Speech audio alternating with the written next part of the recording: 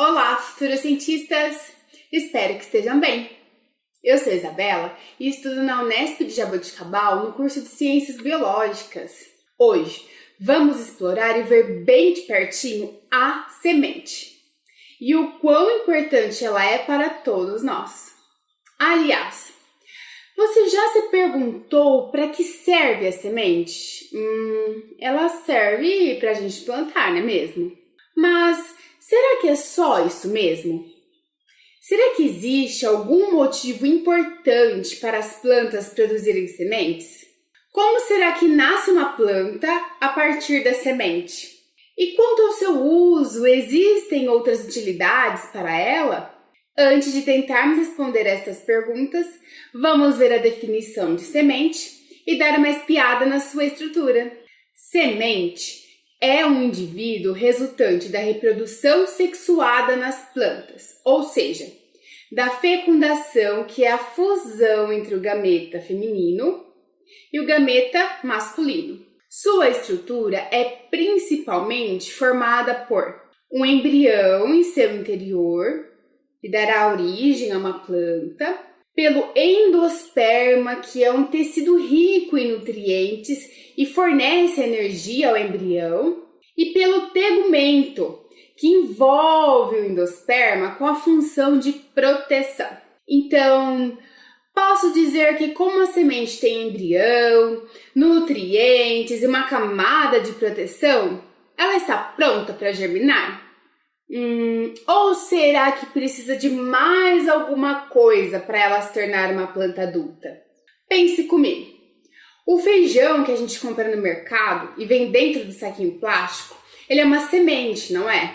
Se a gente deixar lá, guardado na despensa de casa, ele vai continuar sendo semente até o momento que for para a panela? Ou quando abrirmos o armário, dias depois, haverá uma plantação de feijão? Claro que vai continuar sendo semente. E sabe por quê? Porque ela precisa de algo a mais para germinar. Para tentar entender melhor, vamos dar uma olhada neste experimento, que eu aposto que a maioria de vocês teve a oportunidade de fazer na escola. Aqui temos a semente de feijão, o algodão, um copinho e água. Primeiro, a gente forra o fundo do copinho com algodão.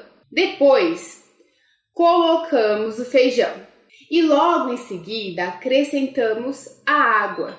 O experimento precisa ter contato com a luz do sol e é necessário acrescentar água todos os dias e não deixar o algodão secar. Após alguns dias, já conseguimos ver a sementinha germinar. Legal, não é mesmo? Então, o feijão precisa do algodão e da água para germinar. Será que é isso? Vamos ver. Em geral, as sementes precisam de água, temperatura adequada, que varia de espécie para espécie, e oxigênio. E como tudo isso entra na semente? Bom, existem dois tipos de sementes, as quiescentes e as dormentes. As quiescentes são aquelas que possuem uma membrana que permite a passagem da água. A água entra, hidrata o embrião e reativa o seu crescimento através da ativação de enzimas. Com o embrião já grande, o tegumento se rompe e para dar continuidade ao processo de germinação, há a entrada de oxigênio. Esse processo depende de temperatura ideal.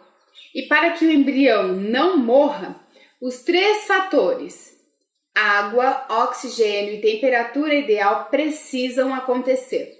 Já as sementes dormentes também dependem de água, oxigênio e temperatura ideal, mas elas possuem um tegumento mais duro e impermeável, ou seja, para que a água entre é necessário desgastar o envoltório. De que maneira? Através de atrito com a chuva, com cascalhos e até mesmo durante a digestão por aves ou mamíferos. Isso vai depender da espécie da planta e do seu habitat. E falando nisso, você sabia que as aves e os mamíferos participam de um processo chamado de dispersão de sementes? A dispersão é o ato de as sementes serem carregadas para longe da planta-mãe. E, em geral, é classificada em anemocoria, que é a dispersão pelo vento, autocoria, que ocorre quando o fruto seco se abre e espalha as sementes, hidrocoria, que precisa da água para se dispersar, e zoocoria, que é a dispersão através de animais. No caso das aves e dos mamíferos que carregam as sementes no seu trato digestivo, chamamos a dispersão de endozoocoria, ou seja, ela é carregada dentro do animal. Já quando o animal carrega consigo a semente no seu meio externo, chamamos a dispersão de epizoocoria, como no caso do carrapicho, aquele que gruda na calça. Curioso, não é? Mas por que as plantas precisam produzir sementes e dispersá-las para longe? Se lembrarmos que dentro da semente encontramos o embrião, que dará origem a uma nova planta, então podemos dizer que as plantas possuem sementes, produzem essas sementes e as dispersam para terem maiores chances de deixarem descendentes.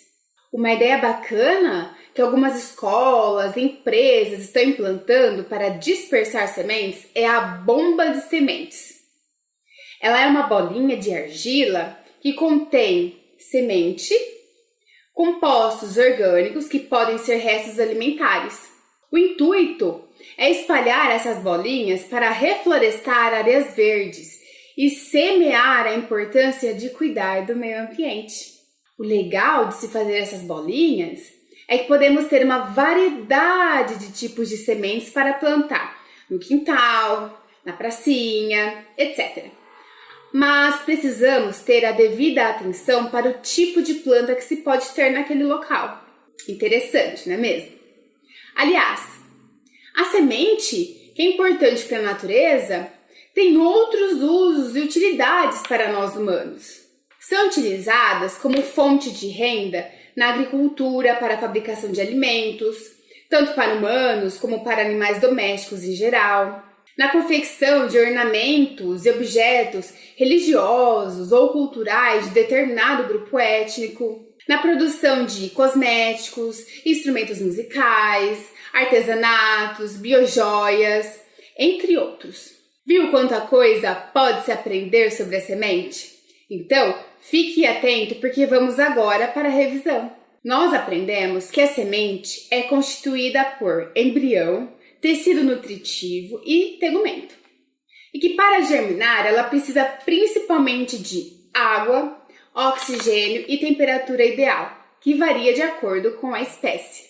Em geral, as sementes são classificadas como quiescentes, as quais possuem tegumento permeável, e dormentes, cujo envoltório é mais rígido e precisa da ação do meio externo para corroê-lo, e dessa maneira permitir a entrada da água.